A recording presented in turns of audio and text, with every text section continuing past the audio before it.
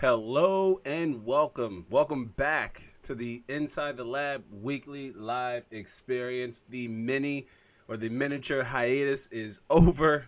It went on a little longer than expected, but I promise you, I hope you are going to really love and enjoy this new format and just the overall overhaul, if you will, that the live show has undertaken. And if you're here on the replay, first and foremost, shout out to our replay fam. Do be sure to stick around for the full duration of this live show. It is very much a live experience, but after it concludes, I pretty much leave it up exactly how it is.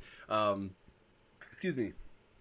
As you can see, I pretty much leave it, up how it is. All of the mishaps and some of the most important moments are left exactly intact and how they are. So if that's you and you're just now watching on the replay, again, shout out to you. Shout out to our replay fam.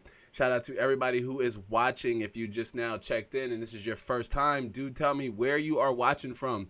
It's been a while since since we've been live and since I had the opportunity of talking to the audience live, and I always get butterflies before the start of the show. Like every time I get nervous for some reason, but nonetheless, I like to fire the gears up and get started and bring back. And I always say this: going live is one of my favorite parts of being a content creator. It's just there's a lot into going live and actually running a well developed show, one that's most importantly both educational and entertaining, is what I like to pitch here in this community. Shout out to Han Slow-Mo. It's good to see you, brother Mike. Han Slow-Mo says, yo, fam, happy to see you all. About to get up and set out to work. Awesome. Brother Hans over in a totally different time zone over there on the other side of the globe. But it's good to see you, Han. I'm so glad you were able to stop in and check in here with the Lab Fam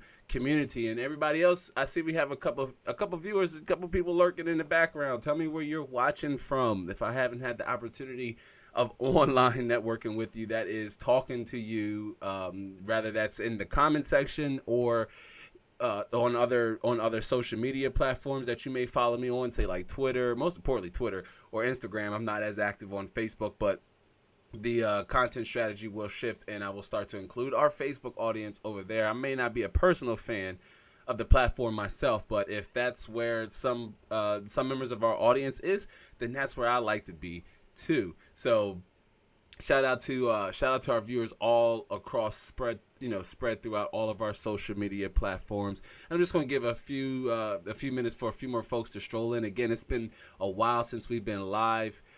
We haven't done any live content since the conclusion of season 1 of the weekly live show. So I'm just excited to get back into it and get back into the groove of things and get the live show up and running, and onto a consistent schedule.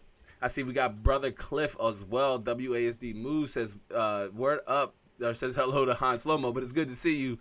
It's good to see you, Brother Cliff. Brother Cliff, who's also a channel member. It's good to see you, Cliff. Shout out to our channel members.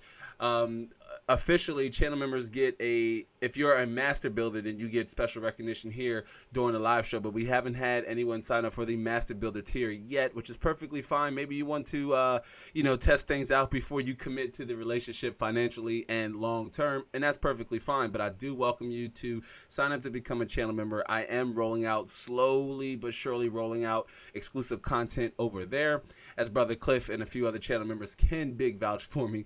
But some of the channel members got to see the undertaking, or at least some of the different changes I made to the live stream before we even got the live stream up. You didn't see the aesthetic change, which when I tell you the show has changed dramatically from the top to bottom, fam, it has incredibly changed, or increasingly changed from the top to bottom. A lot of fun and just interesting different ways to present the content to you, the audience, that is both presented in an educational and entertaining like format. Now, not only are we celebrating not only are we celebrating the return of the weekly live experience, right? Like, we didn't name the live stream until some many episodes down the road, which this is officially episode 47, which is really cool because some of the larger YouTubers I follow and watch who are gurus, or they teach you how to the ins and outs that goes on with running a channel hasn't done as many live streams, and most importantly, it's just been your boy Lav. It's just been me here, and of course you lovely ladies and gentlemen in the audience, which you guys and gals are really, really, really the the embers that keeps the fire going, right? Like the audience is what really, really, really makes this possible. Cliff says, "Oh yeah, yep." Cliff is using the celebrate. Oh, I see he might have some. We might have some issues going on here at the back end. Let me know if you're experiencing lag. If you are, I do apologize about that. But Brother Cliff is celebrating 2 months as a novice builder. So shout out to Cliff. Let me get the air horn going for Brother Cliff. Shout out to Brother Cliff. Really do appreciate you being a member and supporting the channel and supporting the community here. Shout out to WSAD. And again, if you haven't checked, sign up and become a channel member. Get glorified, special recognition in all the content and more. I'm constantly plugging in the channel membership. But hey, if you're on the fence and you have questions about it, you can always shoot me a message over on Instagram or Twitter, and I will gladly explain any questions you may have. Unfortunately, YouTube has yet to allow you to gift subscriptions. Hopefully, that's coming in the near future. I do see other creators lobbying to YouTube about including that in the membership program. So hopefully that will unravel or unfold down the road, and we will, or as we continue to grow our membership community, which is most importantly an exclusive club, if you will. It's an extension of the content, and it's an exclusive club here on YouTube. So definitely check that out. But again, I was mentioning that not only are we celebrating the return of the weekly live experience, right? The what's officially been branded as the weekly live experience. That's the name of our show. But we are also discussing the truth, the absolute truth about PC gaming. So much has transpired since the beginning of the 2019, 2020, and now even 2021 techdemic, as it has gone on as long as a certain virus has gone on. So we've been dealing with both of them simultaneously. And so this has also stretched out and has affected other markets, just not the silicon industry, right? Or that is custom CPUs, custom GPUs. It's also stretched out to, say, the homeowners market, also with the vehicle, in the automotive industry. So it's a widespread issue that's just not limited to this platform, but it has affected this platform. It has affected the mindset of those who are already enthusiasts or those who are on the fence about jumping over and making this leap onto this platform. That is the best way to experience a video game. Sure, fam, a lot has changed, but the mission sure has not. And I tell you what, we're going to jump right into the conversation as we do give more time for some of our show regulars to come on. I also do want to quickly apologize and acknowledge that, yes, the live show is typically on a Saturday, but I had to flex it to today. I was dealing with some hardware issues here on the back end, most importantly with Streamlabs and my internet service provider. So I didn't want to run the show and run the risk of having network issues on the back end, which at least on my end, I do appear to be getting some hiccups. So let me know if you're experiencing any lag or delays on your end. And if you are, I do apologize in the future. But just keep in mind, do let me know if you are. Everything's changed. So much has changed. I've essentially gutted Streamlabs, what I use to run the show, and put all new content and flavor into the mix. Most importantly, the end credit scene, which is pretty cool. So I do hope you stick around towards the end duration of the show. That is you and everybody who is here with us right now, and of course our replay viewers. So like I said, we're going to jump right into the meat and bones of the content. But first and foremost, we're going to jump over into, a little bit of housekeeping. Now, I do welcome you too. So I'm still signing for our email list. I should have emailed a link out to this live stream just in case the core members of our audience didn't get the notification. I know that's a strong possibility that sometimes I myself have found that I will get notifications to some other channels that I watch. I will get the notification for the live stream after the live stream has concluded, like after it's already been published and nothing's been changed with it. Say it wasn't unlisted and then listed back to public, making some changes or editing it. No, I just get the notification late. So I should have sent an email out to our insider list just to be notified of the return of the live show.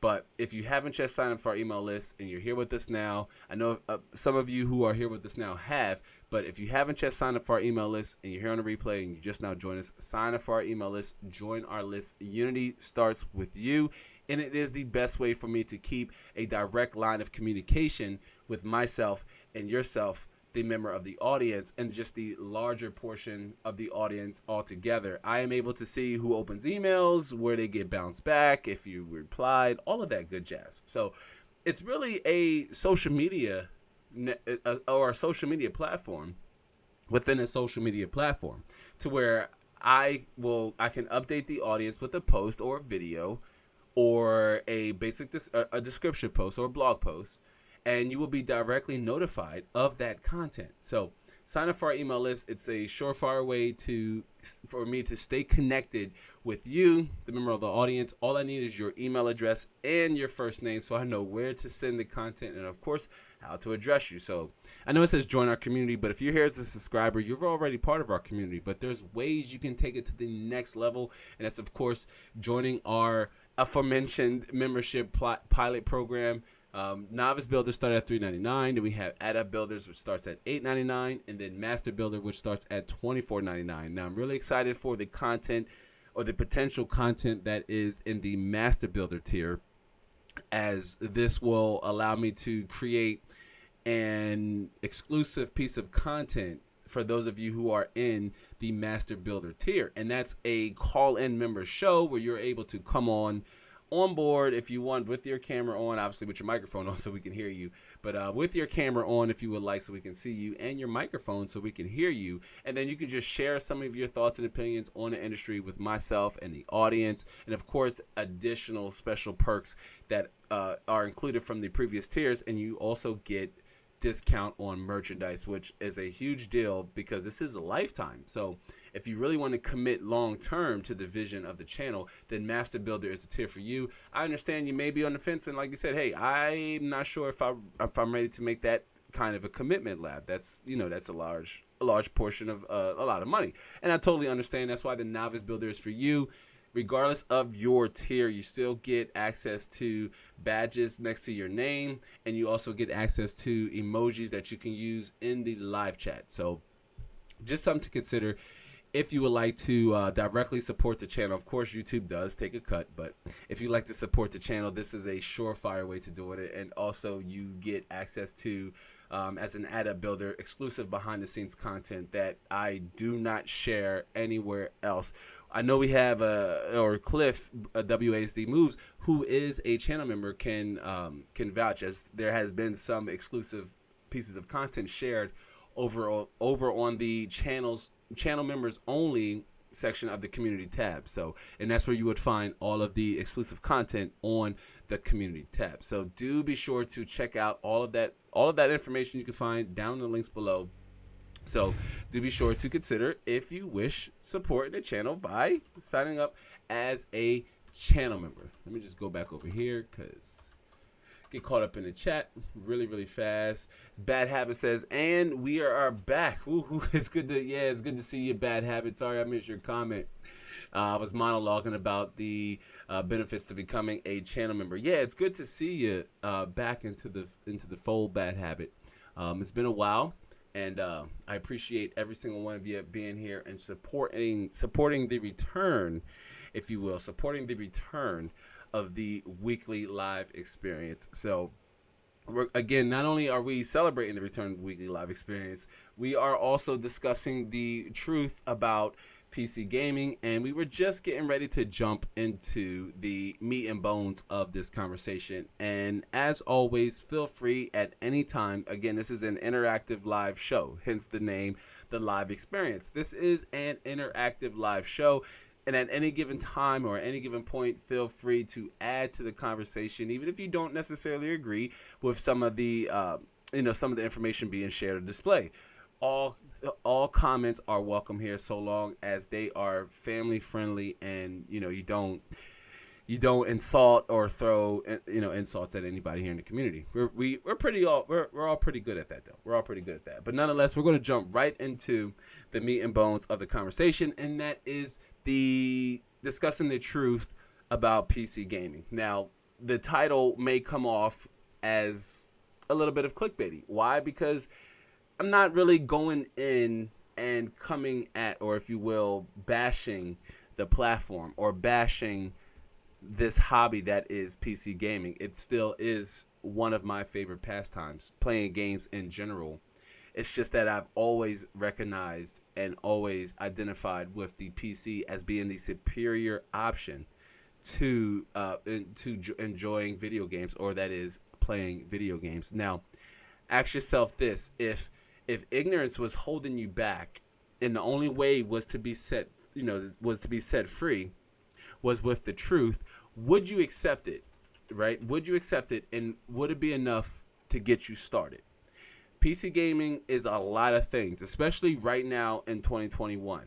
And so let's go over the many truths that is to this glorious platform, the good, the bad, but most importantly, how to overcome it and what it takes to overcome it, and how it's not necessarily all gloom and doom, as a lot of other micro and macro and even larger influencers have possibly pointed out to be. There's still a lot of potential and opportunity in this platform.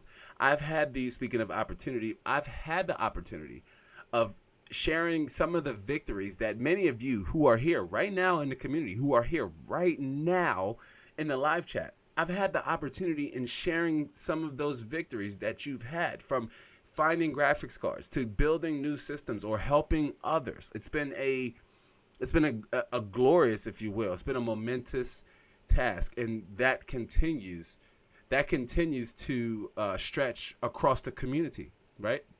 Because for the most part, a lot of us, when we see these misconceptions, when we see these lies, if you will, like let's turn the tide here a little bit, right?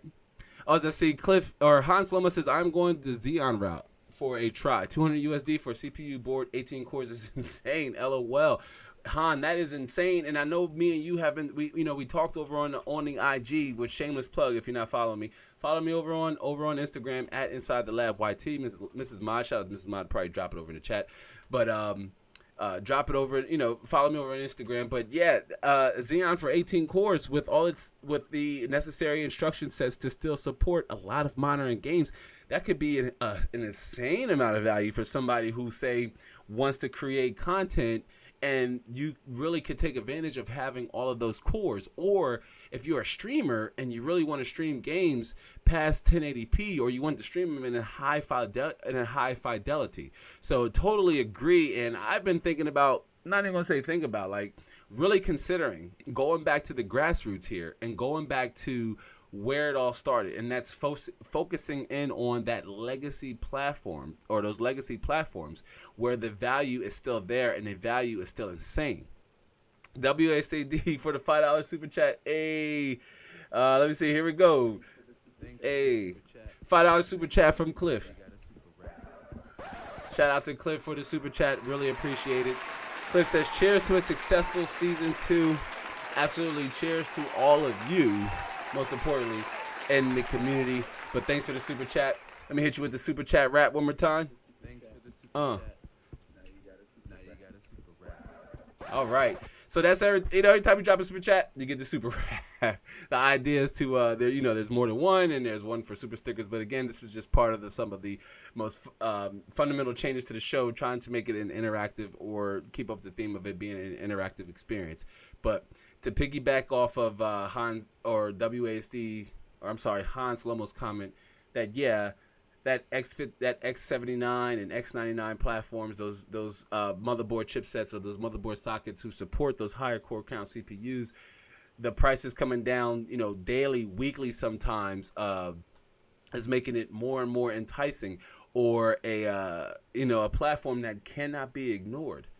Especially if you are on a restrictive budget. I loathe the idea of saying like a tight budget, but most importantly, if you are on a restrictive budget, right? If you're on a restrictive budget, but you want to get the most value for that, for that pool of money, dancing back towards that Xeon class and that older legacy platform could be the place for you to find that value, right? Especially if you are in a work, a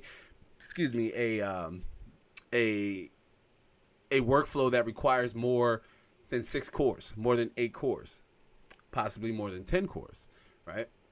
So again, we are going to dive in and discuss some of the truths about PC gaming. At any time, feel free, if I miss something, say, hey, Lab, you forgot this, you forgot that, and share your victories, share your ideas. Again, this is very much an interactive experience, right? I do want to, again, welcome all of you who have just joined us. Welcome back to the live show or the live experience. Please pardon any mishaps. I didn't get the opportunity of testing the format of the show. I just said, you know what, bump it or F it. We've been gone too long, and it's been way too long, and I'm just ready to get back into it. And keep the conversation going. I do want to drop in that I've been experimenting with YouTube Shorts, right? And if you're unfamiliar with YouTube, what YouTube Shorts are, they are just YouTube's version of TikTok, if you will, where there are vertical videos, specifically, they have to be vertical videos or in the vertical video format of short form videos with music and a lot of flair and extra stuff. So originally I was on the fence about it, but I did a quick community poll, and we had a few people chime in, and it was like 100% unanimously that, those of you are core members of the audience that you do want to see YouTube Shorts here on the main channel. Originally, I thought it may mess up the growth patterns, but hey, it doesn't matter. Regardless, it's content, right? So I have been experimenting with YouTube Shorts in between the content breaks. So if you didn't know, you can find the YouTube Short shelves on the home page, but also do keep a lookout for the YouTube Shorts I will drop. And of course, I will continue to get feedback from members of the audience and the different type of shorts you want to see that you may find entertaining. I have shifted to like a fact-based format, if you will, and just trying to keep it balanced between entertaining and education, because of course that is my wheelhouse here with tech, right? Like I may not be the most knowledgeable person, right? I don't know everything. I may not know everything. I may not be the most knowledgeable person, but most importantly, I can continue to educate and also still entertain those of you who are well versed in this platform or in this hobby that we all love. And of course, you can share in your experience here with the community. That's what it's all about, right? And Hans says, I found a pretty decent X99 micro ATX motherboard. We'll post on IG, also DDR4 ready. Great value. Yeah, absolutely. X99 is DDR4 ready, as well compatible with DDR3. Definitely do share that over on IG. And of course, if you're not following me yet on Instagram, what are you waiting for? Definitely give me a follow over there on Instagram. And if you let me know you are a Lab fam, I will definitely follow you back. So let's jump right back over into it. So we have our title card again. We are discussing the truth about PC gaming. At any time, you let me know. What are some of the truths that you've experienced as a PC gamer, as an enthusiast, as someone who has just enjoyed playing games on this platform, or, you enjoy building different systems, you enjoy taking apart your PC, you enjoy putting it back together. Maybe you ran into some hardware issues that you may had to you had to resolve, and you were on your own. Maybe you couldn't take it to a repair shop. Maybe you had to deal with like a flawed BIOS update, or you were switching, making an upgrade. Do let us know in the comment section. Join in on the conversation at any time. As we see, we have Zesty joining into the conversation, and Zesty says, hey man, Zesty, it's good to see you. Zesty gets the air horn.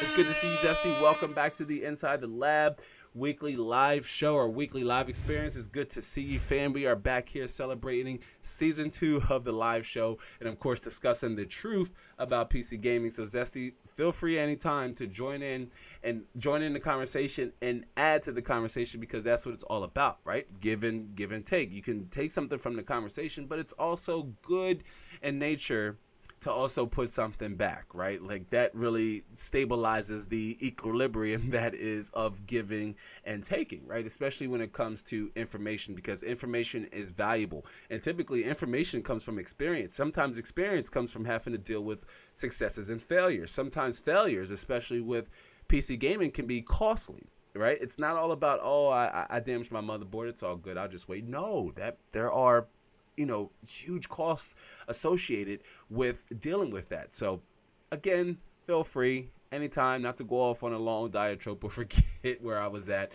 Feel free to join in the conversation anytime as we discuss the truth about PC gaming, and we jump right into our next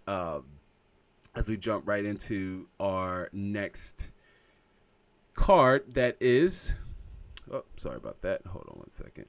All right. Let me see, told you if something can go wrong, it will go wrong. But all right, here we go. And all right, so the first truth about PC gaming is that contrary to belief, it's actually easier now more than ever to get into PC gaming. I said easier now more than ever, not cheaper. We're going to get into that a little bit down the road, but most importantly, it's easier now more than ever to build a machine that's capable of getting the job done, capable of achieving the performance metrics you're able to afford, or you're able to go in and invest at that given time, right? We call that your initial investment to your experience, because you're not just investing in, you're making a purchase, but when it comes down to your experience as a gamer and as a content creator, then it's just that, fam. You are investing in your experience. Zesty says, is it easy to sell your PC on parts? Is it easy to sell? Well, I imagine that says it's easy to sell your PC parts, and it depends on what the part is. If the part is in high demand, Zesty, like obviously graphics card, everybody, it's no secret here. Let me switch back here. It's no secret that graphics cards are in high demand, right, Zesty? So if it's a graphics card, depending on your platform, and if you're, say, offering shipping, then yes. If you're shipping a graphics card and it's also it's at a competitive price point, and you're shipping that graphics card, then it'll sell moderately fast. Like, I offloaded a few graphics cards. I had it here, and one particularly went really fast, and I wasn't offering shipping here. For my online store, I have pulled back on shipping because I really feel like there are opportunists out there who would just take advantage of my kindness because I'm not selling them for a scalped up price. I don't believe in it. So there are buyers out there who will take that graphics card and buy it from you and still have enough room to sit on it, or say put it up as an eBay auction and wait to make the money faster. So it really depends on your method of, if you're willing to ship, or if it's a local meetup only. Are you posting it on Facebook? Are you posting it on Craigslist? Are you posting it on OfferUp?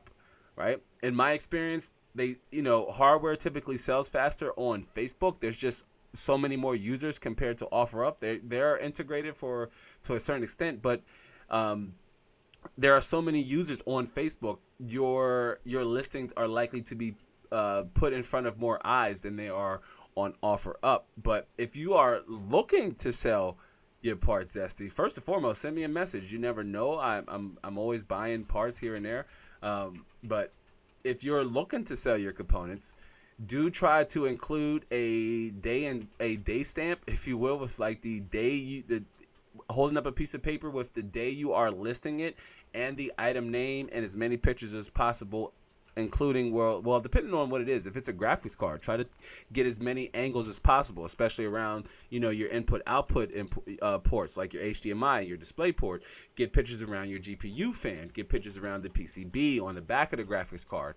If you can, show the graphics card in working order, holding up that day stamp. It's only going to help you sell your graphics card even faster.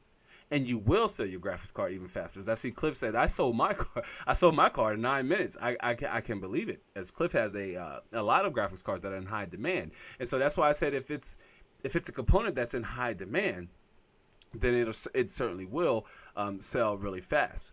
Cliff says, I should have asked for more. Now I have a minor offer me stupid money, a minor offer me stupid money, pay for my new GPU and a new Alder Lake chip. Nice. I mean, and you know, at that point, you can't not turn down opportunities like that. Like, deep down inside, I am a capitalist, right? I'm a capitalist, and if the opportunity is there, by all means, go for it. Anything that's in high demand and hard to find has an insane amount of value attached to it, especially here with video cards. Zesty says, how much do you think 32 gigabytes of 3600 megahertz RAM would sell for? What is the manufacturer? What is the brand? Who makes it?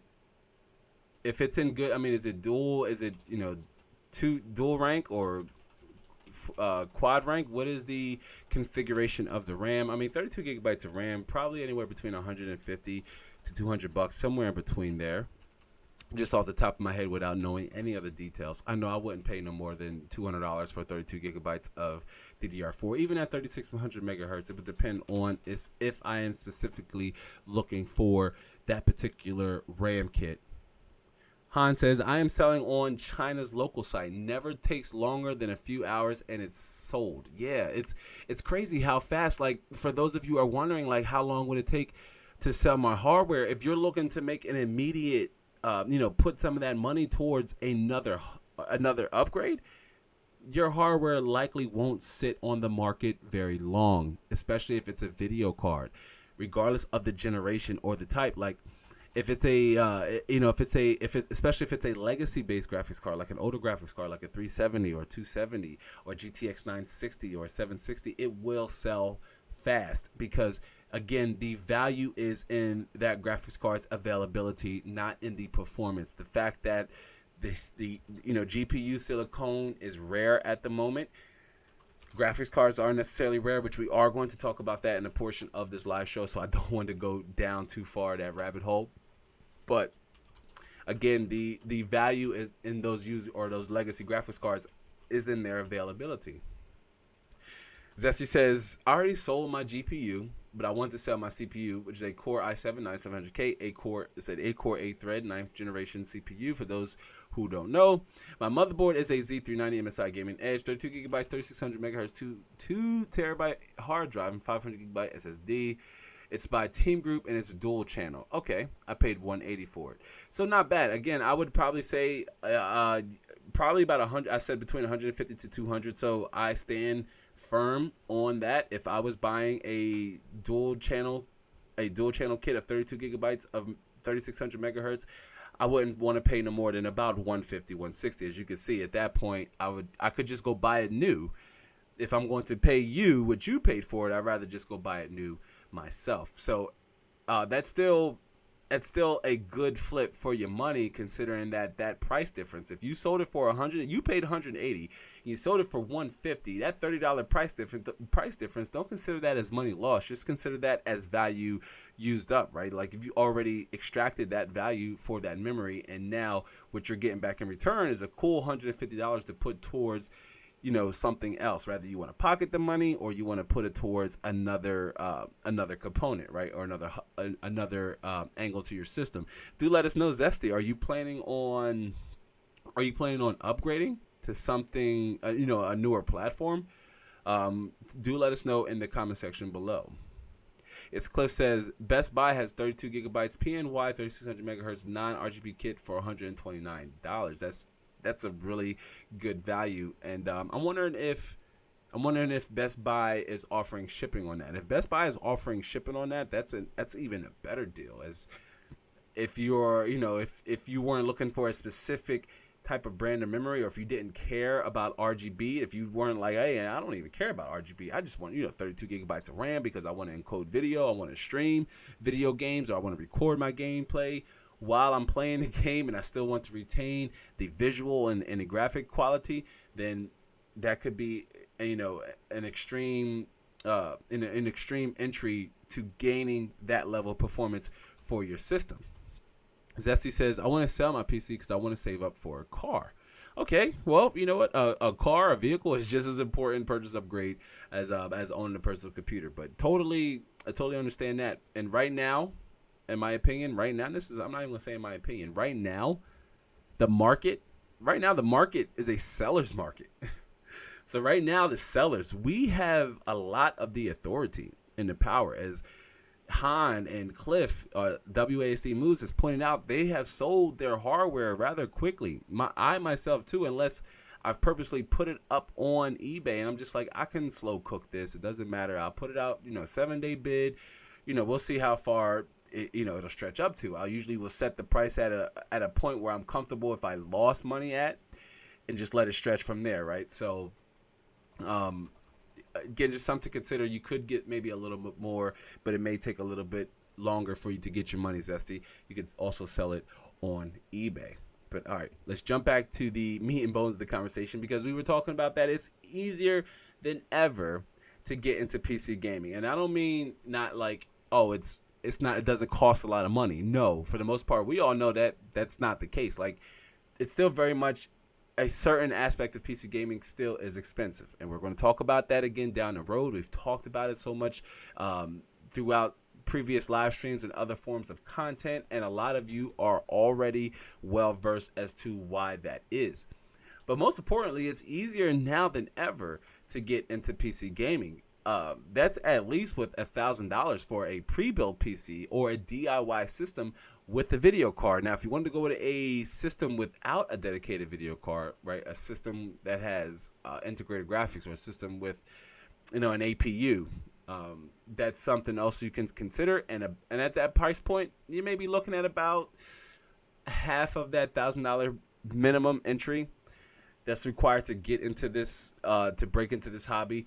That may seem like a lot of money, but it was very much the case even before the 2020, or the 2019 question mark, if you will, techdemic, right? It was still very much the case. If you wanted a high-end system, you were still very much set at a budget somewhere between $700 to $900 or $1,000. Even in that $900 PC we built back in December, right before the techdemic, or I guess you could say at the height of the techdemic. Right at the height of the techdemic, we built that system, and the price came to $900, and it had a GTX 1660 Super. Well, pre-builds that are coming with that same graphics card, that same video card, is selling at about $100 more than that build, right? Somewhere in between that cost is the manufacturer's ability to retain profit from the sale of that system, and of course a reflection of the price hikes in hardware that even manufacturers had to recoup, as taxes and tariffs also was bombarded by politics and everything else. But again, it's easier than ever to get into PC gaming. The truth is that it's easier more than ever. It's not necessarily hard to get into PC gaming. Why? Well, because it's still achievable with even a modest budget. That's to get you started out. And I do want to quickly plug in that 3200G video we did. It's not getting as much traction as I thought it would, and that's okay, because I understand it's very niche based. But if you could share that video with a friend, somebody who's on the fence, and say, you know what, I just want to get into PC gaming. I don't need 60 FPS. I don't need 1080p. I just want to quite possibly play exclusive PC games or games on the PC. The 3200G still very much was able to run popular games like Fortnite, like GTA 5, like Apex Legends, even Assassin's Creed Valhalla, which playable could be, dependent on what is your level of preference or your style.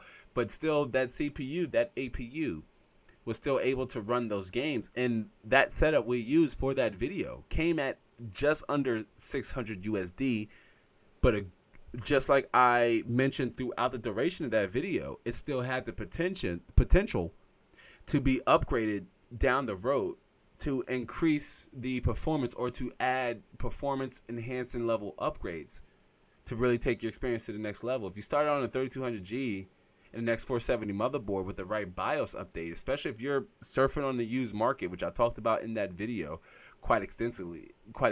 If you're searching on the used market then you could find yourself with a motherboard that already supports a newer generation of CPU. So previous motherboard chipset, faster CPU that's supported by that chipset, right? This is just many options you can take down the road by starting out with a system that's able to grow and evolve. So it's easier.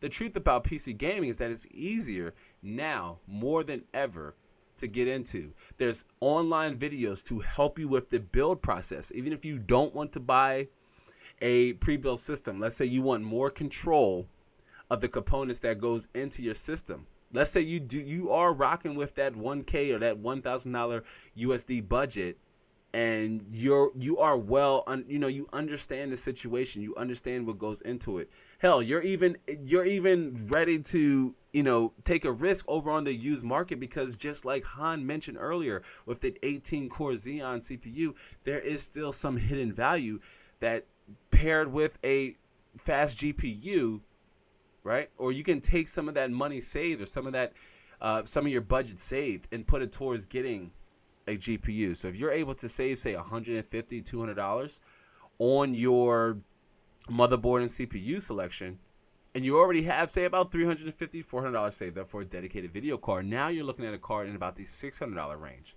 That's still very much in the range of about a 1660 Super or a 1660 Ti. Maybe if you're lucky, somewhere, a generation below, or a 10th generation NVIDIA GPU, if you're able to, and you're willing, I say able and willing, to head over on the used market and pick yourself up a GTX 1060 or a GTX 1070, or even a GTX 970 or a GTX 980, a GTX 760 and a GTX 770. First and foremost, it really depends on the type of games it is you want to play. As Cliff says, getting into PC gaming, say 1080p, 60 FPS, or excelling at PC game with high-end stuff, I always hear people say, quote, "Oh, you need a 3070, blah, blah, blah." Oh, man, you gotta love. And you can just hear the sarcasm coming out of my brains, right? But you just gotta love when you hear those, you need to have X. No. And we're going to talk. It's funny Cliff mentions that, because that's actually part of the next segment here that we're getting ready to segue over into. But Cliff says, he hear people say, "Oh, you need a 3070 XX, right? A 3070 and a 9900K, or the latest i9 or i7. Previously, you needed an i7 for gaming, but guess what? AMD and its Zen architecture, right, fam? They debunked that myth. Right? Previously was, you need an i7 for gaming, i7 for gaming. No, you don't. i5 10600K is performing just as fast as an i7 7700K with 2 extra cores and 4 more threads. And it costs less than the 7700K when it did at launch. The 7700K was about a $400 plus 4-core 8-thread CPU. KB Lake, right? The i5 10600K is a 6-core, 12-thread, 10th generation CPU, right? And it's just as strong, just as fast, and it's able to accomplish and achieve more and take advantage of games that are able to take advantage of having more access to cores and threads. But yeah, Cliff says, give me an i5 and a 980 Ti, 16 gigabytes of RAM, and I'm going. Those are, and it's funny because that is the message here on this channel. If you're here on the replay and that's you are in the right place. We don't have this high and mighty mindset. You got to have the absolute best to enjoy the best that is on PC gaming. That's not what we do here. That's not the case. And you know what? An i5, right? A 4th generation or even 3rd generation i5 and a 980 Ti on 16 gigabytes of DDR3 or DDR4 could be a heck of a system, especially if you're saying, "Oh, you know what? I want to play at a higher resolution. I don't really care about FPS.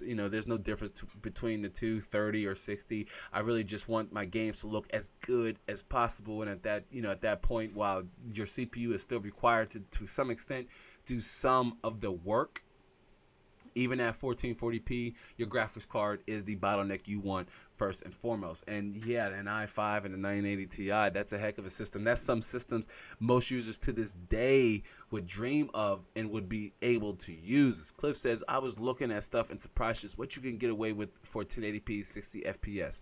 And Thunder says, "What's up? It's good to see you, Thunder." Thunder gets the horn. It's good to see you, Thunder. What's up, LT? It's good to see you, son. And anybody else, I see we just had an influx of people just joining, just now joining us. Thank you. Shout out to you, first and foremost, for taking part in the return of season 2 of the weekly live show. Shout out to you.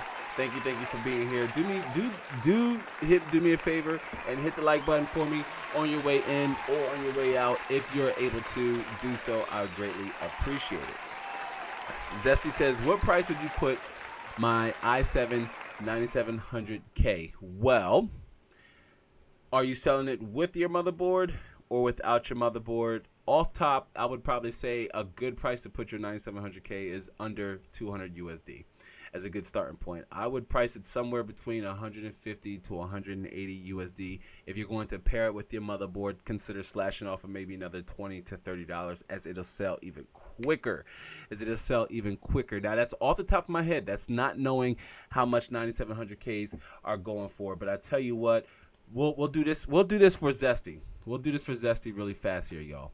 We'll do this for Zesty, and we're going to head over to everybody's favorite secondhand market, and that is eBay, and we're going to see what an i7 9700K is going for. I said sell it for between 150 to 180 USD. So let's see what it is, a 9700K at least on eBay is going for. And my pricing off the top was just way off. And this could be indicative of, one, I talked about, when we had our conversation about AMD or Intel CPUs, and I said Intel CPUs retain their selling value longer than AMD does. And this right here just adds, credence to that argument. As you can see here, 9700Ks are selling for a little more than 300 USD. Now, I wouldn't pay this price for it. This doesn't mean that it's necessarily worth it, because at $252, I would just rather pick up maybe even a 11600K.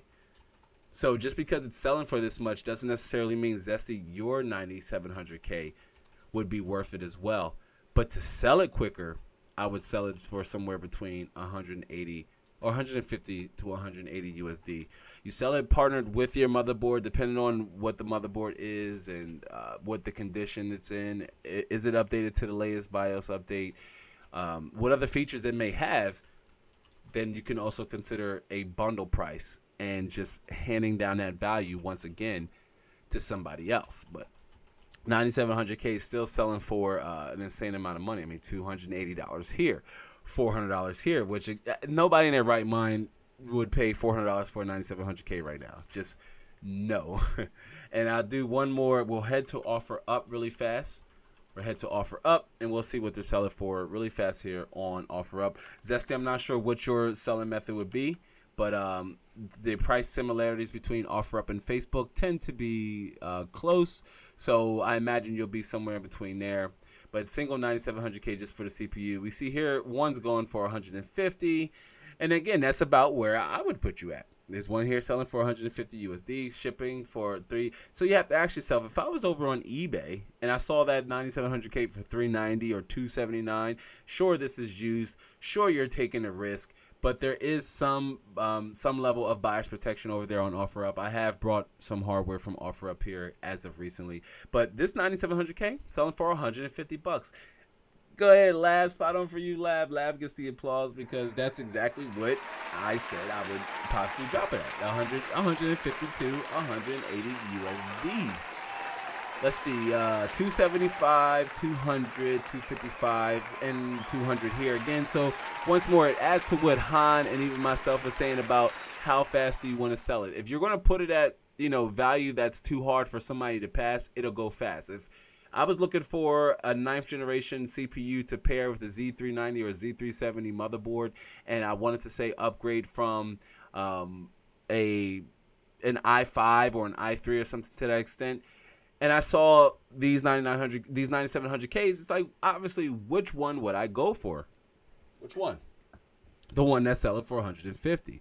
Would I be hard pressed? Well, yeah, because there's only one photo, and you guys and gals know how I am about that.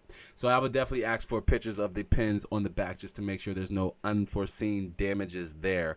But other than that, I mean, this 9700K doesn't say that it's unused, and there's only one picture, so we don't know if it's used, but it is in what it looks to be manufacturer and packaging. This one too, only 2 pictures, and always try to get pictures of the pins on your CPU, just because people drop them, people damage them, removing them out of the motherboard socket. So always try to get pictures of the back of the CPU. That is for both AMD CPUs and Intel CPUs. And then here goes another one for $150, $7.99 plus shipping. This seller knows what they're doing.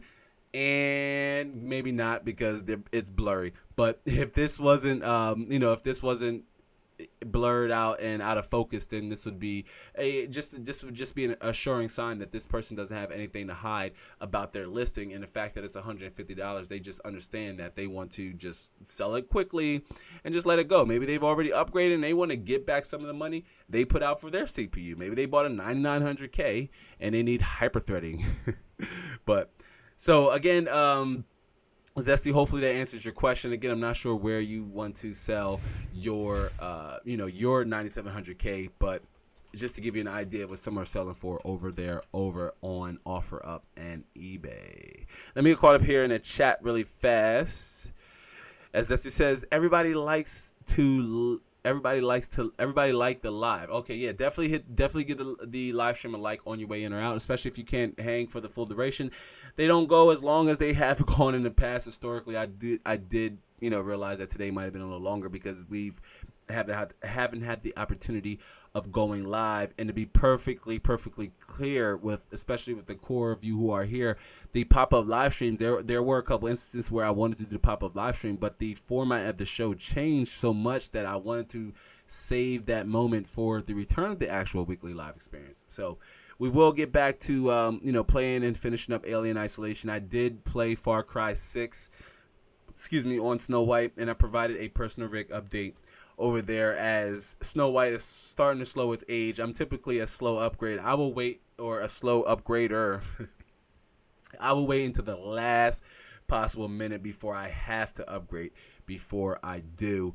And I do think that my 8700K is starting to show its age. I just didn't want to completely platform hop until I was able to possibly entertain Alder Lake, which looks like that will be the look that I go with, especially for a dedicated rig. I see Han says, Sally, I gotta go and check out fam. Enjoy the stream, guys. Yeah, Han gets the round of applause as we send Han out. Han, thanks for stopping by. It's good to see you. I do appreciate you supporting the live stream and hanging out with us here. And I will catch you over on the IG. Do take pictures of that Xeon that you told about picking up. And Cliff says to Zesty, ask $20 more than you actually want, because most people are going to try and take you down. That is a very good point. I had somebody try to haggle me down, and anyway, yeah, very good point. Try to set the bar high enough to where you're comfortable with lowering it to where a certain level that you're willing to say, let that component go, or let your hardware go. As Cliff says, you could say, well, I'll knock it down 20. If you're a buyer, then you back down to what you actually want. Yes, very, very, very good point. TMZ gets the horn. TMZ is in the house. TMZ says, yo, what's up? Congratulations on season 2. Absolutely, TMZ, it's good to see you, brother. Oh man, I love seeing our returning members come back to the show and hang out with us. It's good to see you, TMZ. The Mr. Zombified is in the building. And Han says, yeah, it's 5 a.m. here. 2 hours ride to Shanghai now. Wow, it's early there. Well, good morning to you. It's afternoon here. It's a little 4:45 here. But Han, good morning to you, brother. Hope you get a good hearty breakfast going on there as you start your day. And most importantly, safe travels on that 2-hour ride to Shanghai. But that is so awesome. It's probably a beautiful road trip, or a beautiful ride too, I imagine. So do be safe on your journeys, Han, and we will catch you. Definitely, hey, we're back. We're back, and the live show is back, and we're back, and we will be back Saturday. We're not ending. Don't go anywhere. We're not ending, but we will be back Saturday. So do keep a lookout for the normal publication of the live stream. TMZ says, hello to Mrs. Ma. Nice to see you guys again. Yeah, shout out to Mrs. Ma. Mrs. Ma gets the air horn as well for keeping the conversation live and fluid. And Zesty says, where do you sell your PC parts? So I have an online business I run separate from YouTube, separate from the channel, where I perform services for people who are businesses and private users who need upgrades or solutions, hardware solutions for their computer. And on top of that, I also run an online store where I sell parts. That is both an eBay store. I'm pretty much everywhere. I just don't promote it because it's so separate from the channel. But I don't promote it here. But I do have an eBay store. I have an OfferUp store. I have a Facebook store, if you will. Hey, listen, Zesty, to answer your question, what I recommend to you is sell your parts wherever there's the potential for somebody to buy them. Okay. Now, I'm not sure if you're mobile. If you're mobile, then you could possibly sell it even faster by offering to meet in a safe location. I'm pretty sure you're stateside. If I'm wrong, pardon my ignorance if I'm wrong, Zesty, but if you're stateside, and you're able to be mobile, try to recommend saying, hey, can I meet you at a local police department? Can I meet you in a well-populated and well-lit area? I'm mobile. I can come to you for, take off a little bit of money or to even add a little bit of money to compensate for gas and what have you. But, I sell them a little bit of everywhere. My go-to, it depends on how fast I want to sell the unit. Right? It depends on how fast I want to sell the unit. Typically, I can sit on them. So here recently, that's always been eBay, and I like bidding, or I like auctioning off parts, because I like to give the potential buyer the opportunity to capture, to capture value that wasn't even set by myself. For example, if I had 32 gigabytes of DDR4, I would start to bid at $100 for 5 days, and over that 5-day period, if it ended at 145 or 135, then that buyer, whoever won the auction, not only won that item, but they also won some hidden value, because deep down inside, fam, that's what I'm all about. I'm all about passing down value. I don't want there to be any barrier that prevents any one person, any one individual from enjoying this platform that is PC gaming. I love the high-end stuff, right? Because I love running my games at their highest possible fidelity. So therefore, I have to, invest in my experience as a gamer, to a certain extent, to achieve that level of performance. But for the most part, when it comes down to just enjoying this hobby, you don't need to have that same mindset. There can be value that can be handed down and transferred over to the next user. Han Slomo says, thank you all, awesome community we have. Yeah, man, the whole community gets the air horn for that one, because yes, we have a glorious community, and it's made by individuals like yourself, Han, and everybody else who is here. Again, special shout out to our channel members. Our channel members get the horn. It never gets old, man. Our channel members get the horn. But yeah, I tell you what, let's switch back on to the conversation, because the first truth about PC gaming, and that is that it's easier than ever to get into. There's a lot of online videos to help you with the process if you're looking to build. There's tons of online manuals for used parts, or parts without the original packaging that you may need to gather that information on, or you may need to see detect any incompatibility or hardware issues along the way. It's not cheaper. Again, it's not cheaper. It's just easier. Rather, that's buying a pre-built PC. There's plenty on the market. A good budget of about north of $1,000 is a good start, or a good start to be at, and about half that for a system without a dedicated video card, or without a dedicated video card. See, y'all, I thought I was gonna be able to get through this live stream without messing up, but long and behold, here we are. So that's the first truth to PC gaming, is that it's easier than ever. The second truth to PC gaming is that your monitor is your most important component, right? Your monitor is your most important component. We've talked about this in so many different previous videos and live streams. I just had to include it because it is the absolute truth to being a PC gamer. PC gamer. You also could be creating content. Maybe you need a higher resolution model for color accuracy. Maybe you are a photographer. Maybe you edit videos for other clients and you're dealing with color correction. Yes, you have to have a high resolution monitor. So it starts with you as a gamer and also potentially you as a creator or you running a business off of your machine, using it for other than just gaming. As I see Zesty says, man, I have to go. Have a good day. See you on the next live. Yeah, Zesty, it's good to, Zesty, do be sure to once again hit the like for us if you haven't yet, Zesty, and we will be back live again next Saturday. So do keep a lookout for that notification, Zesty, but I appreciate you being here. And if you have any more questions about selling your hardware and where to sell them and how much you should sell them for, Zesty, I'm not sure if you're in our Discord. I have to pop into the Discord to make sure the Discord's going all good and well and the conversation's flowing. But Zesty, sign up for our Discord, as that's something you can always get help for or help with over there. So if you're not in our Discord, sign up for our Discord, Zesty. And if you need the invite link because you're not signed up for our insider list, shoot me a message over on Instagram and I will give you that link to sign up. But of course, channel members also get access to the Discord link, and here soon we'll get access into the dark room, which is going to be an exclusive room where the conversation extends beyond just PC gaming. So do keep a lookout for that. But Zesty, thanks for stopping by and thanks for hanging out with us.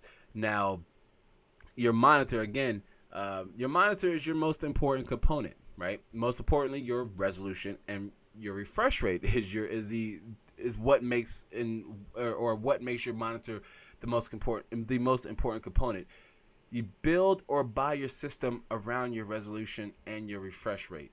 Low resolution, high refresh rate, fast CPU, fast CPU plus GPU. High resolution, higher refresh rate, faster GPU, fast CPU. So it really starts, regardless of if you want to drop, say, $1,000 into your system, $1,200 into your system, $1,500 into your system. Is that $1,500 part of your investment for your for your monitor, or is that just for your base system? If it is, then you're definitely likely looking at a resolution beyond 1080p or refresh rate beyond 60 hertz, right? So if you're the type of person that say, well, I value graphics in my games. I want my games to look good, not necessarily feel good or feel smooth. I just want them to look good. That's the most important angle or what I want to get out of my games. So then you could be in a position to where you want to invest in a higher resolution monitor coupled with a higher refresh rate, like 1440p, 100 hertz or 120 hertz, right? Especially right now, that's a good level to be at. Not even ultra wide, which is the resolution I push all the time. You guys and gals know I push 21:9 all the time. I was playing Far Cry 5/6 at 21:9 aspect ratio. Excuse me, although to save you all the black bars, I did scale it down to 1920 by 1080p, but the game was being rendered at 3440 by 1440p, and that's what I was playing it at. I love that resolution, but if it's too much for you in terms of both your budget and the hardware you can afford at the time, then 2560 by 1440p 75 hertz is still 2xing the graphic output of a console and the level of detail you're able to get out of your games. This is why one of the truth about PC gaming is your monitor is your most important component. It decides your upgrade path. It defines your experience as a PC gamer and enthusiast. Why? Because for reasons why I just mentioned, if you are into single player games and it's more so about the level of detail to really immerse you or pull you into that game, then a resolution beyond 1080p will fit your needs better than, say, 1080p 60 hertz standard monitor, 1080p 75 hertz monitor. If you're into fast-paced games like Apex Legends, or why do I keep going back to Fortnite? But if you're into fast-paced games like Apex Legends and Fortnite, CS:GO, games like that, Destiny 2, then a 1080p 144 hertz monitor, a 265 hertz monitor will be better for you as a gamer. Remember, everybody's experience as a gamer is very much different, right? It's going to be different for me, it's going to be different for you, and so forth, right? It won't be the same. So there's just something to consider. Your monitor defines your experience as a gamer and your experience as a PC enthusiast. Multi-monitor is a whole nother argument. If that's something you're into, then of course, you need a graphics card that has more than one video output import ports, maybe like DisplayPort, HDMI, what have you. Just two of the most modern and common ports found on the back of graphics cards today. Cliff says, amen to that, Lab, about the monitor. Yes, it's one thing we preach a lot about here in this community, and that is your monitor is your most crucial component you can buy, and one that really you should buy first, and one you should look at buying first before buying anything else, especially your graphics card, especially your CPU. Before deciding, say, hey, I really like this case, that's fine. Decide on the type of monitor you want to play at before, or the resolution and refresh rate you want to play. This also starts with the type of games you want to play. Is that mostly multiplayer games? Maybe you want to play the new Battlefield 2042, which if you played the beta, or if you've seen beta-like gameplay, maybe you want to wait for it. I started to do a video on the 2042 beta gameplay. I have access to it. I just didn't. I chose Far Cry 6 instead, and maybe I should have chose Battlefield 2042. The Far Cry 5-6 not getting as much love, but it's all good. If you haven't seen it yet, you can of course find it in our most recent playlist, or over on the video section on the homepage of the channel. But yeah, your monitor defines your experience as a gamer and as a PC enthusiast. Cliff says, or WASAD says, so sad seeing people with banging builds but cheap out on a monitor. Yeah, like they'll have an RTX 3080 or a 2080 Ti on a 1080p 60 hertz monitor.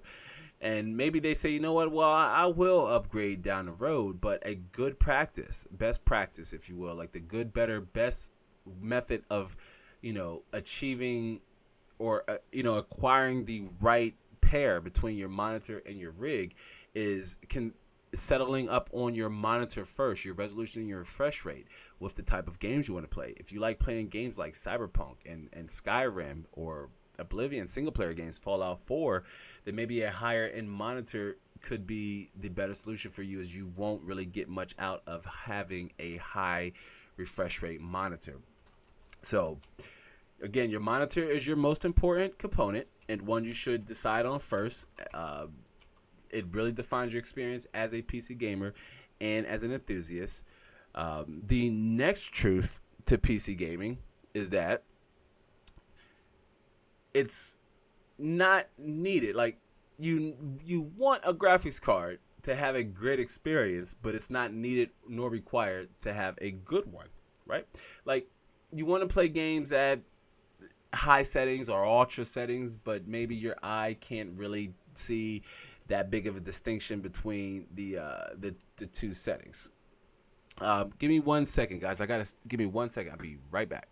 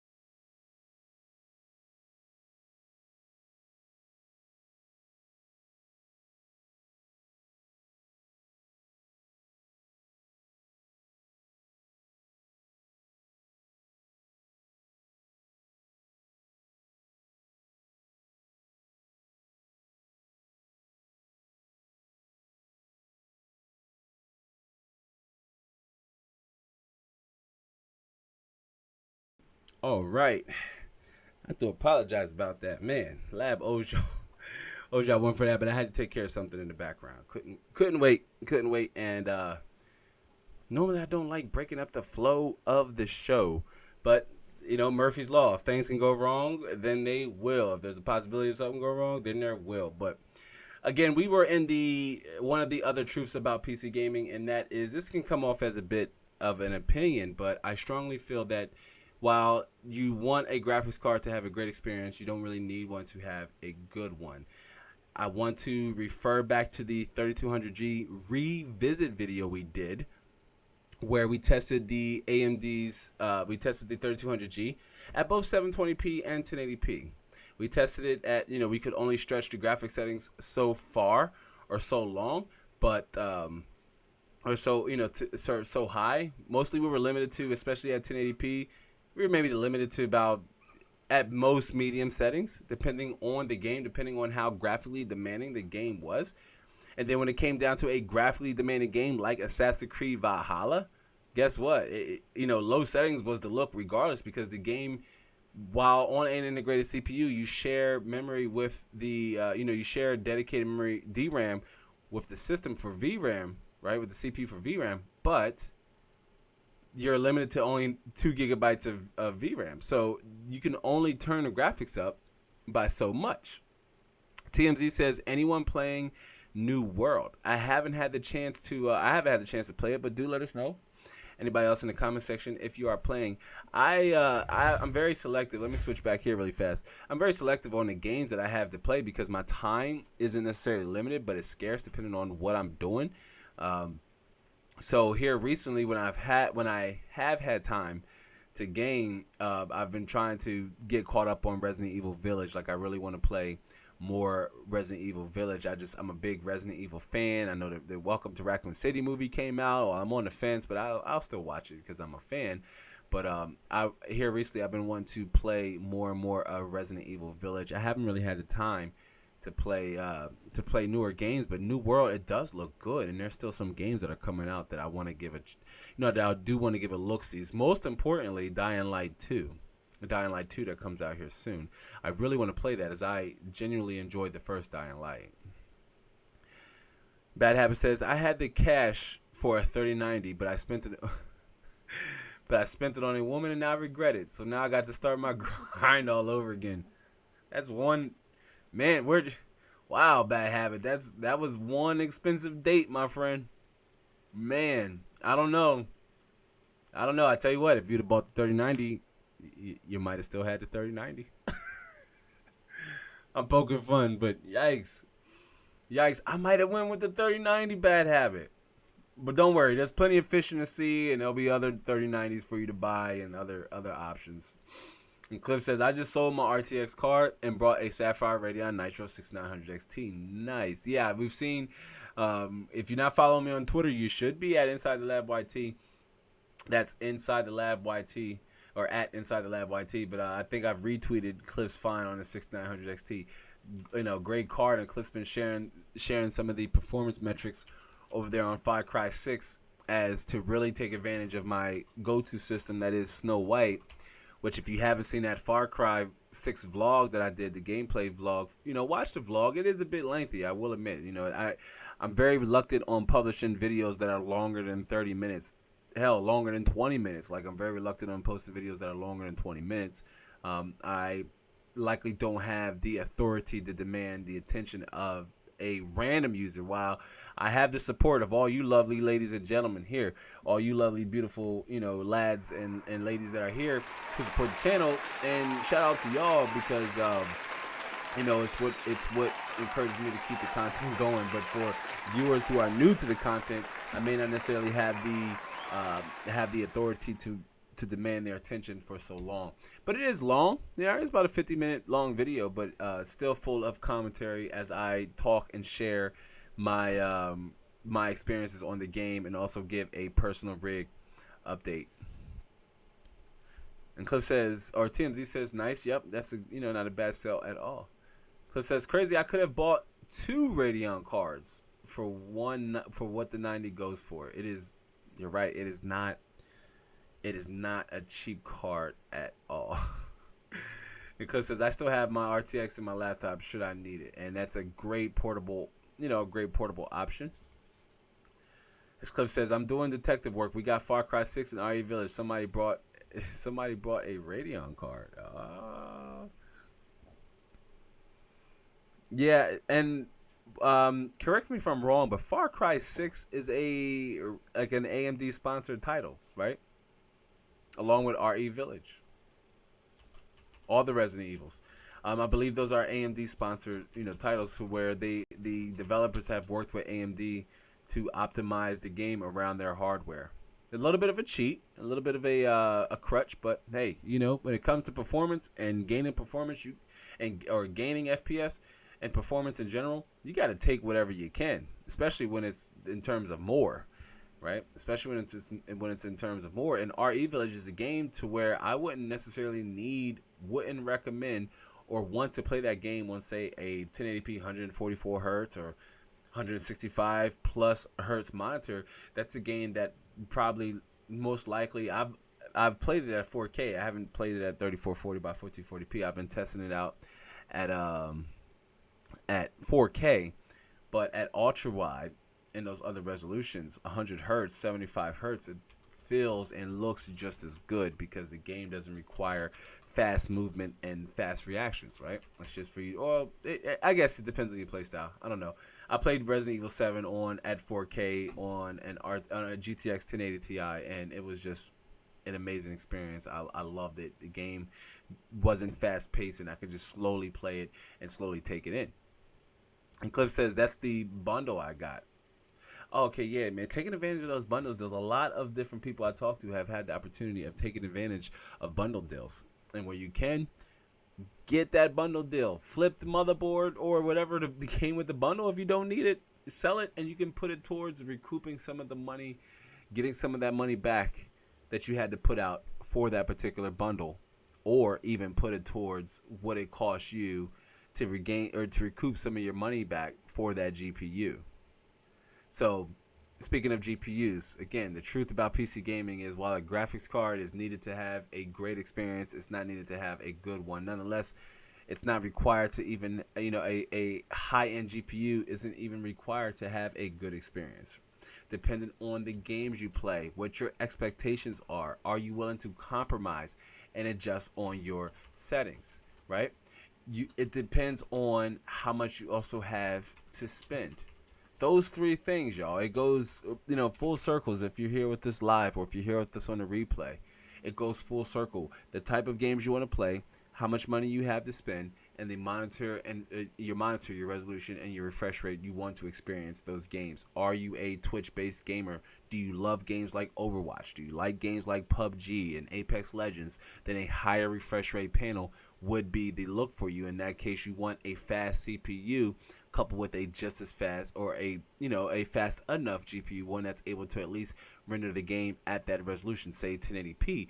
But when you start to lower your settings to try to maximize on that refresh rate, then you start to put more and more of that work over on your CPU. So this is why you want a fast CPU and a GPU that's just as fast to keep up with the CPU.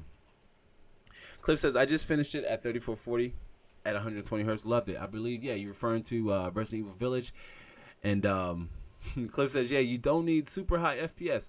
No, and for most specifically for a game like Resident Evil Village, and possibly even for a game like Far Cry 6. I haven't, when the action picks up, you do want your character to be fast and fluid, but the game, your NPC, when you're playing in Far Cry 6, this is just my opinion of the game. Maybe you've had a different experience, but the character, his movement or her movement feels a little stiff compared to some of the other Far Cries. You don't really move around like a Call of Duty Warzone soldier. You just don't. So yeah, you don't really need high FPS to enjoy and have a good experience. Remember, you want a graphics card to have a good experience, but it's not a great experience, but it's not required to have a good one. It's required to have a great experience as you want to dial up the settings in your games, or you want to, you want more FPS in your games at a higher graphic fidelity, or the games you play are graphically demanding and they may require more of your hardware. Then those can be scenarios that are right up your alley, and why you would want to have a graphics card to have a great experience. But if you want to have a good experience, not only is it not necessarily required, but you don't really need a high-end graphics card. You don't need an RTX 30 series graphics cards, which, keep in mind, y'all, I said this earlier when I had said that we're about 11, the Super Series for the 20 Series came out about 11 months after the 20 Series announced, and we start seeing rumors about the Super Series, 30 Series, Super Series at around the 11 and 12 mark that the 30 Series has been out. So Super Series could be coming, and it still very much could be in your best interest to skip over this generation altogether, and or wait for those next generations of graphics cards to come out. Wait for, higher end users like myself and Han and Cliff and anybody else who's watching. Do let me know if you're into that boat as well. But for those of us who may want to, adopt the newer hardware early on and make the switch, the price is coming down in theory. Without the techdemic being an influence, the price is coming down could mean that you could snag up a 30 series or possibly a 20 series with features that aren't found on, say, the 16 series or a 10th generation Pascal graphics card like a 1060 or a 1070 or a 1080 Ti. Maybe you want ray tracing, right? If you're playing story-driven games and you want that extra added effect or detail in them, then maybe you want to turn on reflections and shadows and detail global illumination, or you want more FPS and you want to take advantage of DLSS. Maybe you do or you don't. I did a video on DLSS with the RTX 3090, still very much relevant. You can find it down in the description box below on the RTX 3090 series we did. You can find that playlist down in the description box below. But speaking of graphics cards, again, graphics cards, it's required to have a great experience, but it's not needed or required to have a good one, right? You can still very much lower your settings, find that balance between refresh rate and graphic fidelity, and find yourself enjoying the game better than you would, or enjoying that game more than you would on your console, right? Playing it on your custom PC. Cliff says, I gotta run. My daughter's back home to mama. Y'all have an excellent stream, lab. Good to see you back. All the community peeps, y'all take care. Yes, absolutely, Cliff. Thanks for hanging out with us as we trek on through the show. It was good for you. It was good seeing you, Cliff. Once again, shout out to our channel members, who Cliff is a channel member. If you haven't yet signed up for our channel member program, you can find a link at the very top of either the live chat or of the description box. We would love for you to join that exclusive club over there and get access to exclusive content. But WASCD, Cliffs, it was good seeing you. Cliff says, I'm seeing rumors of a higher VRAM series. Yes, I am. I am as well, too, as NVIDIA is looking to break the barrier on 16 gigabytes as well, as that looks like it could be 16 gigabytes could very much well be the new 8 gigabytes, to where 8 gigabytes could be very much the new 4 gigabytes. It'll be somewhere in between there. We'll see lower end cards coming with 8 gigabytes of VRAM. Why? I mean, I think 6 is a pretty decent amount for a card that you wouldn't really want to turn all the graphic settings up anyway. Just because it has the VRAM allocation, it will still affect the performance and how it's able to run and render those games at those higher resolutions. So yeah, we will definitely keep our eyes down, focus on those rumors and see what comes out of the 40 series or 30 series. As Cliffs gives a $30, I believe that's the super sticker, which we got one for the super sticker. Hey, super sticker from the super fans. One more time for those who didn't hear. One more time. Thanks for the support, fam. Super sticker from the super fans. Shout out for all the supers, and shout out for Cliffs for dropping in the super love. I appreciate the super chats and the super stickers, y'all. The smallest amounts add up and helps in a really big way. So appreciate the supers, Cliff. Once again, we will catch you. I'll catch you in the Discord and over on social media. But I appreciate you hanging out here with us as well. So we were talking about the truths, and one of the other truths was that while you want a graphics card to have a great experience, it's not needed or required to have a good one. You can settle up on a graphics card, a legacy graphics card from a previous generation. If 1080p 60 FPS is your goal, or you're on a 1080p 60 hertz monitor, or you're find yourself having to play at 1280 by 720p, 720p ultra settings is still very much a detailed enough experience depending on the game. If that's GTA 5, the game still looks good. I tested the game with the 3200G, which again, if that's a CPU you are interested in, you can find the link to that video in the description box below or over on our most recent playlist. But the 3200G is a CPU I recommend, especially if you are interested in playing games at 720p. right? You're not ready, or it's not necessary to your experience as a gamer to play on a 1080p panel. Maybe you're perfectly fine playing or rendering your games at 1080p. Maybe you're perfectly content with rendering your games at 720p. Even if you can run it, maybe you're willing to take the trade-off of adding or gaining that extra 20 to 30% FPS by dropping your resolution down from 1080p to 720p. And that is essentially the look, y'all, fam. Like, listen, that was the takeaway I got when testing the 3200G, which can be which is applicable to all other APUs, and the testings that you do with those CPUs, or the performance you can expect with those CPUs, and how you can compromise and be flexible with those limitations. I said that in the video. Don't consider it a hindrance. Consider it a positive feature to go on with the CPU of that magnitude. While some games you're not entirely limited by the games you can play, you're just limited on how well you can run them. Let me get caught up in the chat as TMC says later to WASD moves. Yes, later to we'll see Brother Cliff in the next show, which again, do be sure to hit the like button for me on your way in or on your way out, and we will be back for the live show on Saturday, which is not we were on images. So yeah, you don't need a graphics card to have a great or a good experience, but you do need one to have a great one. If you're able and willing to invest in having one, then you're just going to invest in you're investing in your experience, and it's just going to be that much more enriching. It's just going to be, you're going to have more detail in your games. You're going to get faster loading times, faster render times. If you're interested in streaming like I am running the stream, my graphics card is very much performing a lot of the tasks in the background. So again, you want it as a PC enthusiast, as a PC user, you want a graphics card to have a great experience, but it's not needed or required to have, a good one. And then the last one is, which speaking of that 3200G video, and that is settings. In-game settings are your normal ally, not your natural enemy. And that is because this is your hub. This is your control center. This is how you're able to adjust the game to fit the playstyle, right? Or that fits your playstyle, and how you're going to find the balance between graphic fidelity and FPS.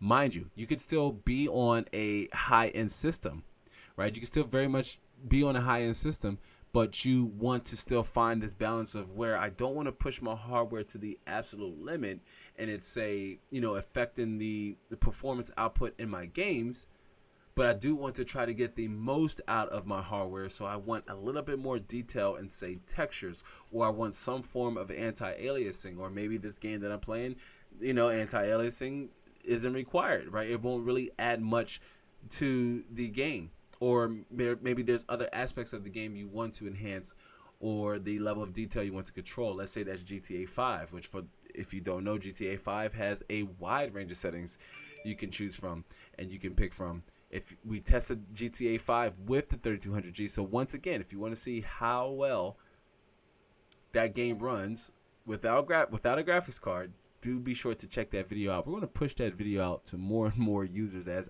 I strongly believe it could help a lot of people who are on the fence making that leap over to PC gaming, especially if they are, especially if they understand what's going on with the graphics card situation, and how that they're not necessarily hard to find. It's just that they are really expensive because they are hard to find, if that makes sense. But again, your in-game settings, which are typically accessible in almost all games, I typically will go right to the settings, even if I'm confident that I can run the game on the hardware configuration that I'm playing at. I will still very much go into the settings, see what I'm able to change, see if I'm able to modify some settings that just aren't as important to me or aren't as noticeable. For example, water quality, I wouldn't necessarily need that on ultra, right? Unless I'm playing like a game that predominantly takes place around or on water. Black Flag being an example, but typically that is a resource hog, along with, say, the graphics quality or the quality and the detail of the terrain. Let's say that's grass, right? Grass or trees or volumetric settings, things like that. Maybe they aren't required to having a good experience for you. So your settings, while not an enemy, they are your ally. Work with your in-game settings to help you achieve that balance between FPS and graphic fidelity. The truth about PC gaming is your games, it all starts with your in-game settings. Sometimes the game will automatically, gotta use the word automatically. Sometimes they will automatically set them for you. Sometimes they will set them to what's already considered best optimized for your hardware. But don't let the robots and the machines decide what's good for you, right? Don't let them decide on how well the game should run. You have the power by working with your in-game settings. Don't treat it like it's as a chore. I said this before in a couple videos before. Don't treat it like it's a chore. Treat it like it's your ally, something or someone you can work with to help you achieve your goal. That goal is allowing you to play the game at a setting or at an FPS level that's playable to you, and with the right amount of detail that's also acceptable to you, one that's visually appealing to you. With me, I need my games to be rather detailed. Like, I like detail in my games. One of the reasons why I settled on such a higher resolution, that is 3440 by 1440p. I started out with 1080p ultra settings because I had a GTX 1080 at the time, so I was able to really dial up the settings in my games. And then 1080p, I grew old of 1080p really fast, and then I immediately jumped up to 4K. Why? I don't know. I just was like, foop, just went straight up. It didn't make that sound effect though. That sound effect was horrible. But I just went directly from 1080p to 4K, and that's because I just wanted so much more detail out of my games. But here recently, I found that the right balance for me is about 3440 by 1440p, 100 to 120 hertz, regardless of the game I'm playing. If it's The Witcher 3, if it's Skyrim, if it's Cyberpunk, although I haven't been playing Cyberpunk, I've got to finish my walkthrough of Cyberpunk.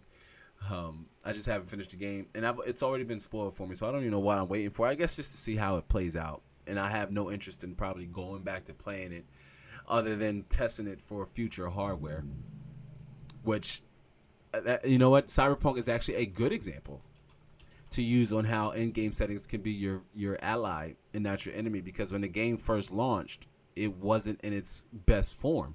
Right, it very much needed patches and updates to have the game, run appropriately on a lot of different hardware configurations. So what a lot of users were forced to do was, adjust your in-game settings just to make the game playable. Maybe compensate on some areas, because there's a wide range of graphic settings in Cyberpunk 2077 that you have access to as well.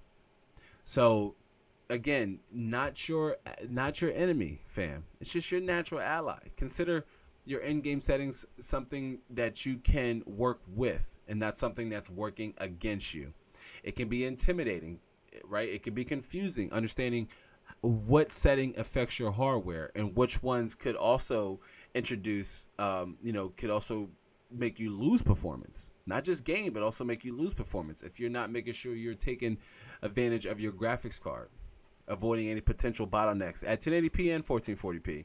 Talked about that in that Far Cry 6 vlog video, which again, definitely give that video a watch. But we talked about that in the Far Cry 5-6 video. How how I was experiencing bottlenecks with the 3090 and the Threadripper 1920X. That was still very much at 3440 by 1440p. After doing research and looking at other benchmarks with the 3090 and Far Cry 5-6, I saw that I was losing about 20 to 30% performance with that bottleneck. So it is real, and this was regardless of how much I pushed the graphics settings up to try to push all of the work on the graphics card. To some extent, the game still wanted my CPU to work even at that higher resolution, which it still has to It still has to process the AI. It still has to process the geometry. It still has to process the input from the keyboard and your mouse or your controller, right? So your CPU is still very much required to do some level of the work. But it starts with your PC settings. It starts with your in-game settings, and they are your friend and not your natural ally. Woo. All right, y'all. So with that is the truth about PC gaming is this, right? This platform is built for so much more than just gaming or any single task. And it's this dynamic that raises the bar or the cost of entry to owning a custom system, owning a custom PC. Condone the lie when it's the truth we fear, right? When it's the truth we fear. And the truth about PC gaming is just that. Graphics cards aren't hard to find. They're expensive because they are hard to find. And while you may want to have a graphics card to have a great experience, it's not needed to have a good one. But as a PC gamer, your ability to adjust your in-game settings are normally your ally and not your natural enemy, especially when it is your monitor that will define your experience as a PC gamer and as an enthusiast. That's your resolution and your refresh rate. That's something we preach so much about here in this community, right? That it should be the first component you consider buying. And by first component, I mean you should already know what your what the resolution it is you want to play at and the refresh rate you want to play your games at. See, Tricion gets the horn. What's up, Tricion? It's good to see you. Yo, it's good to see you, Tricion. Tricion says, yo, fire Mike. Hey, I appreciate you noticing some of the slight upgrades we made to the show. It's good to see you, Tricion. Tricion's coming in. Tricion also gets a round of applause. Let's give a round of applause real quick for Tricion. Tricion's a long time viewer here before the live show even kicked off, right? Before we even kicked off with season 1 of the live show back last year. And here we are in season 2, and Tricion is still trekking on with us and enjoying the content. It's always good to see you, Tricion, as we caught you near close to the end of the live stream. Getting back to just the format of the live shows being nice and condensed and compact and not too overbearing unless the conversation is on and popping. But we did have, that's the old one, it's showing my age a little bit, on and popping. We did have a few regulars that popped up here, so it was good to see everybody. And Tricion, you as well. It was good to see you too, able to make the live show or to make the inaugural episode 47 of the weekly live experience, as it has officially returned and come back. As y'all can see, though, your boy Lab still got a lot of things to work on, as the live show did have to get scheduled to Sunday, which is not the norm around here. Typically, our live shows and our live streams will be every Saturday. I haven't decided on the time and the date. It's just hit or miss, really.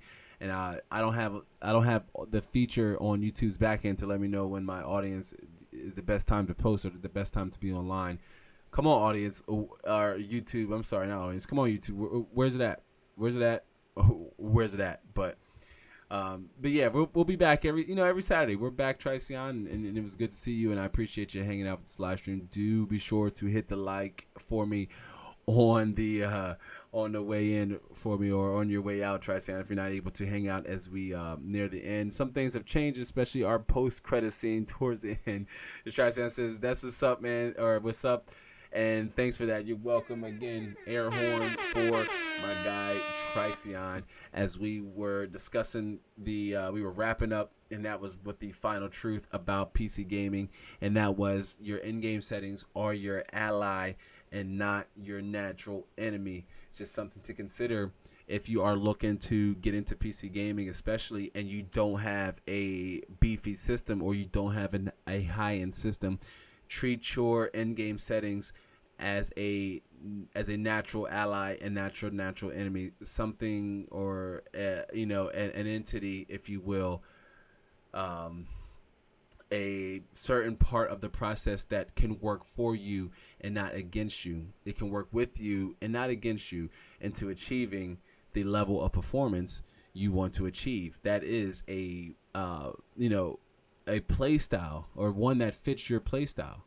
Are you a high refresh rate, or are you a high graphic PC gamer?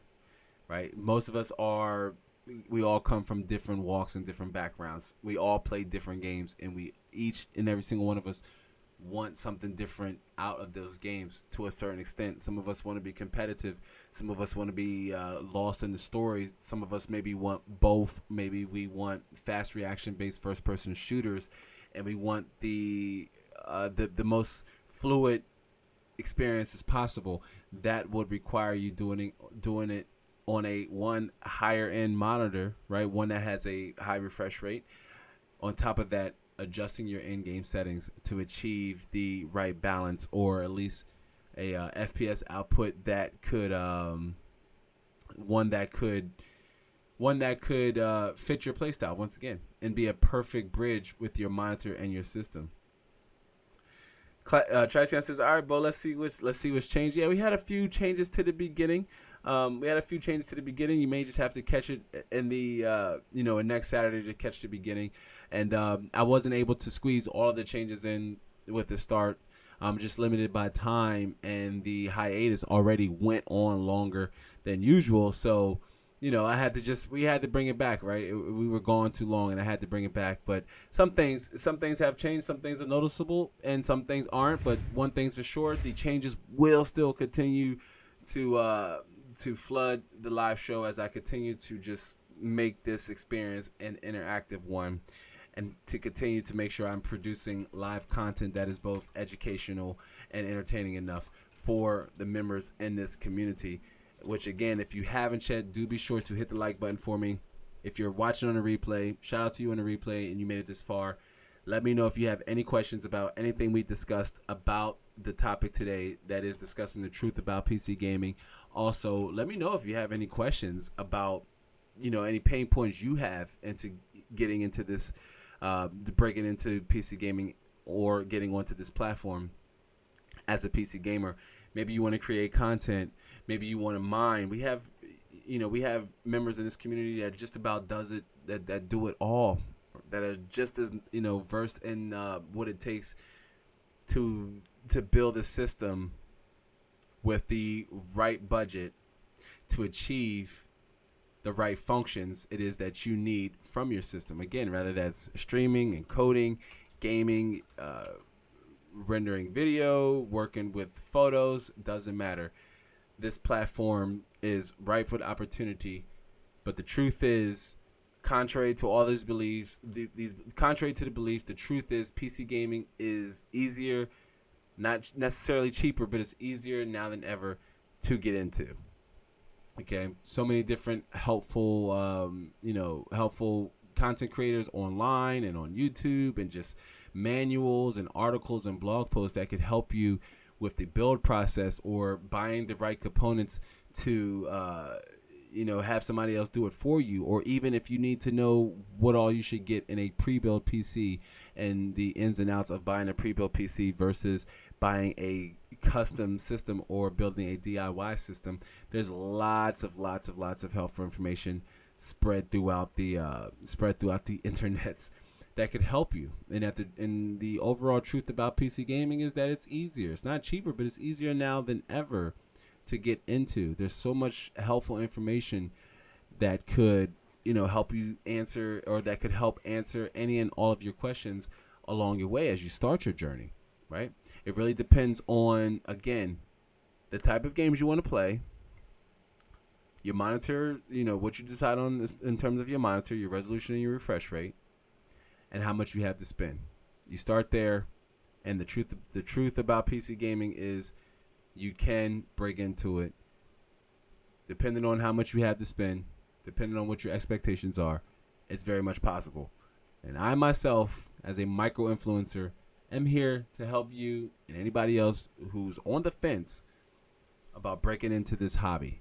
So send them my way if y'all know them. If you're on a replay and that's you, let me know down in the comment section below if that's you and you're here with us now. But I think the ride is slowly coming to an end. I see we lost a good deal of people, and that's okay. I was able to say hello to some of our core members, audience that was here with us earlier.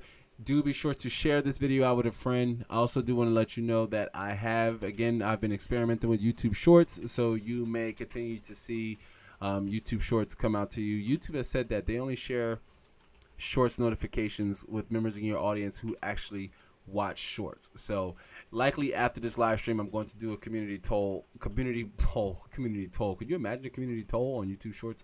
But I'm going to do a community poll to just see how many of you actually watch YouTube Shorts. Not that would you watch them if I published them. I kind of already did that poll, and we did get some feedback, and some feedback is always good than no feedback. But we did get some feedback over there, and 100% of you would like to see YouTube Shorts published on the main channel here, not on a separate channel. But most importantly, I want to see how many of you out there even really truly watch YouTube Shorts, or if you know what they are. So keep a lookout for the YouTube Shorts I've been publishing. I've already published 2.